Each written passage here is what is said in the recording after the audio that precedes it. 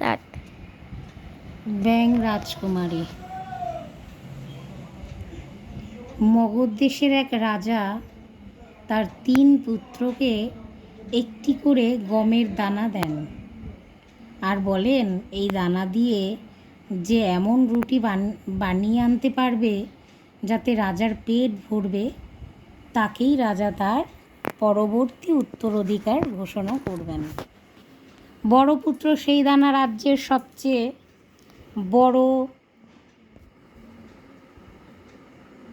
হালুইকরকে দিয়ে তার সাথে আরও আটা মিশিয়ে বিশাল এক রুটি বানায়।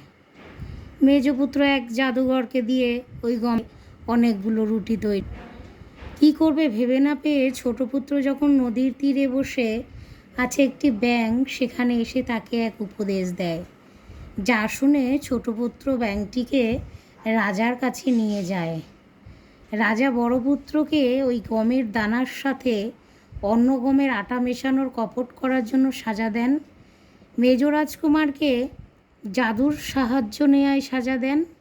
ছোট রাজকুমার যখন ব্যাঙটিকে নিয়ে এসে বলেন, ওই গমের দানা মাটিতে পুঁতে তা থেকে যে গাছ হবে সেই গাছের দানা খেতে ছড়ালে রাজা কেন সকল রাজ্যের পেট ভরবে। রাজা খুশি হয়ে ব্যাঙকে উপহার দিতে চান। ব্যাঙ রাজকুমারকে বিবাহ করতে চান। রাজকুমারী রাজি হয়ে সেই ব্যাঙের গলায় মালা পরান, ব্যাঙ সাপমুক্ত হয়ে রাজকুমারীতে পরিণত হয়ে যায়। দেখে সবাই খুব খুশি হয়ে ওঠে।